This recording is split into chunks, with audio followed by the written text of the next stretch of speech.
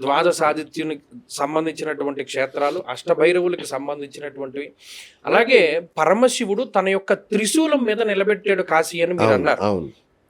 3 శూలముల పైన నిలబెట్టాడు. అంటే ఆ 3 శూలాలు ఎక్కడో ఒకటి భూమిని తాకాలి కదా.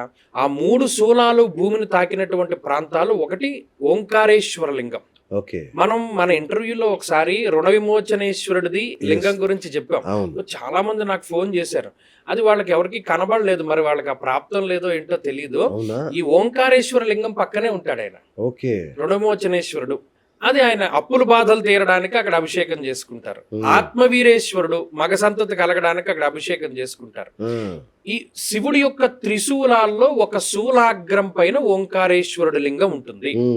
మధ్యశూలం పైన మనం ఇప్పుడు వెళుతూ దర్శనం చేసుకుంటూ ఉన్నటువంటి విశ్వేశ్వరుని యొక్క లింగం ఉంటుంది మధ్యశూలం పైన.